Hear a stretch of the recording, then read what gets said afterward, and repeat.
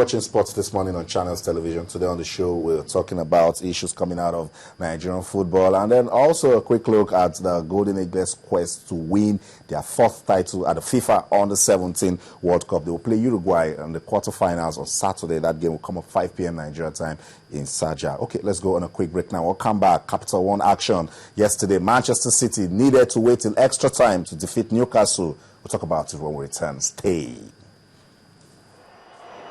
Dzeko. Across by Dzeko. Negredo scores for City.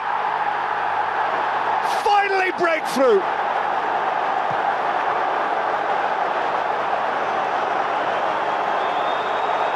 And one little corner of black and white St James's is sky blue City.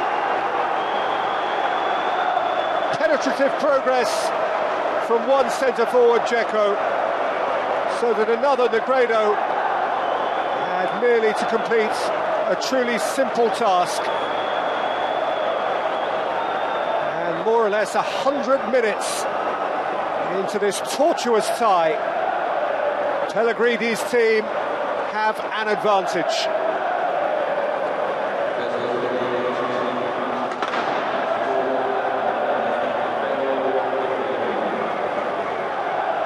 Tailing of two instinctive strikers. Manchester City, who have some sort of sign over Newcastle, and late but still slim advantage. Lescott, Boyata,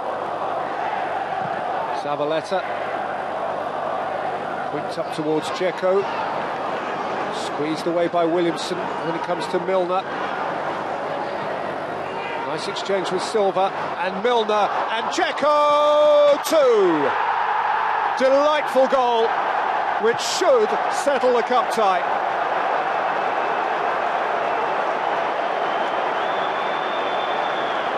City have laboured for that sort of cohesion through this whole long night, but when it came, it was so sweet.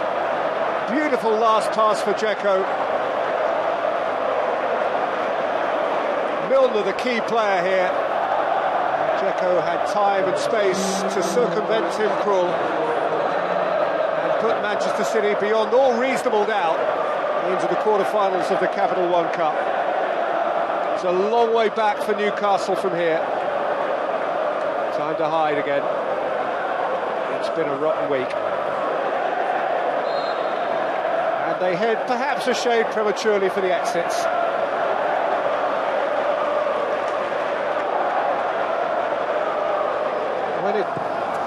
Time's up.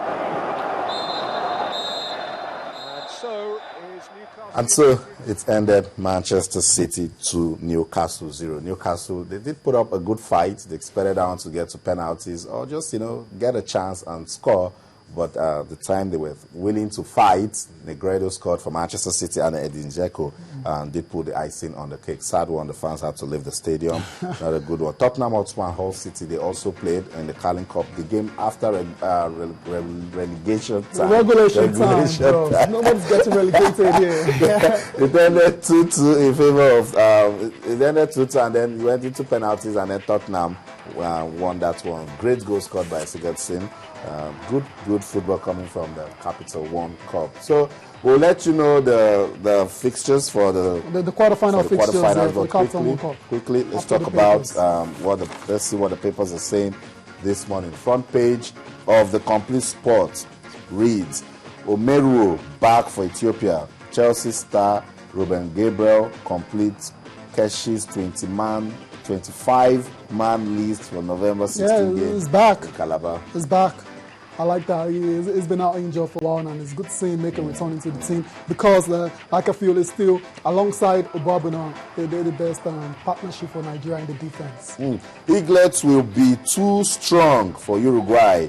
Boast Garba eyes semi-final clash against either Sweden or Honduras. Okay, we're going straight to the Soccer Star. That's the next paper for review, and the big headline here says Chelsea may offload Mikel in January. I really don't see that happening because I feel Mikel he's the best partner for Ramirez in the midfield for Chelsea, but Jose Mourinho will have to decide on that. Fighter, good winner of the ball. Absolutely, and he allows Ramirez to bump forward and influence the game. Plays useful passes. They shouldn't make that mistake. Absolutely. Wenger plans £7 million bid for Niang, and UAE 2013, Manu attacks Iran's coach. It has to do with yesterday's claims by the Iran coach about the ages of the Golden Eaglets. Minister DG tip Eaglets for glory. I really don't care if they win the tournament, but it's all part of it. When you go into a tournament, you want to win it, but I really don't care. That's my personal opinion. A Chedule snub Braga's new deal. I nearly signed for Chelsea years back. That's according to Moses. Front page of the Sporting Live. Blatter tips Eaglets to win World Cup. Thank you, Blatter. Nice one. Keep it coming. Manu boasts Uruguay can't stop us. Victor Moses reveals why I dumped Chelsea in 2007. Battle of Calabar. Burkina Faso government cancels Ethiopia friendly. Real Betis fans abuse Igebo mates at training. West Brom hail Osaze's contribution. 2013-2014 transfer window. A Chedule shuns Braga's contract. Front page of the Sporting Life. Quickly, Tayo, let's talk about the Capital One Cup. Good game we saw yesterday. Yes. And the one that got me talking is that game between Manchester City and Newcastle. Newcastle put up a good fight, but at the end, it's the champions' mentality that gets the result. Yeah, absolutely. They put up a good fight. They had chances to win the game as well. So I remember Papa Cisse actually had a very good chance, and instead of him to put the ball in the net, he ended up hitting the ball towards Shola Maybe, who rightly scored the ball, but it was an offside goal, so it didn't count. But like I said, it was a very tough game. He had to go into extra time, and Alvaro Negredo came in.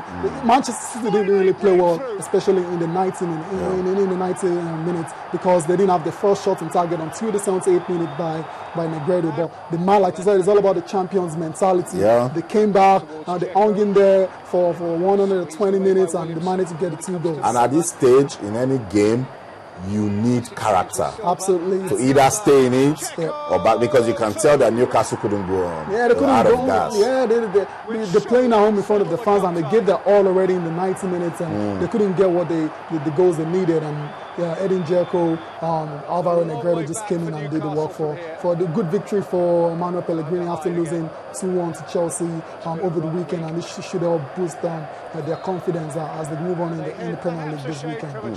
Tottenham Hotspur, they also qualified, but then they had to do it on penalties. So, quarter-final fixtures. Leicester City will play Manchester City. Leicester, they were outstanding in their game, winning 4-3. Stoke City will play Manchester United. Yeah. It's not easy going to the Britannia. Yeah, no, never easy. Yeah, but you can say Tony Pulis is no longer in charge now. It's Mark Hughes now, and so the aura and the invisibility aura they used to have back then is no longer there right now. So waiting is between Sunderland and Southampton to play Chelsea. Yeah, absolutely. One thing about this draw is that all the big guns have managed to avoid themselves. They didn't pair Man U against Manchester City or Chelsea, so they're all in separate sides of the draw, which means the Capital One Cup will still be a very interesting one, moving on into the quarterfinals and the semi-finals. And it's strange not to see Arsenal, because this is the first time in 11 years that Arsenal has failed to reach the quarterfinals of the League Cup. Yeah, it's just unfortunate for them because they met Chelsea. Probably usually they get to meet smaller teams at that stage back in the days, but they met Chelsea and they couldn't just beat them. So that's the fixtures right there on your screen. Quarterfinal fixtures for the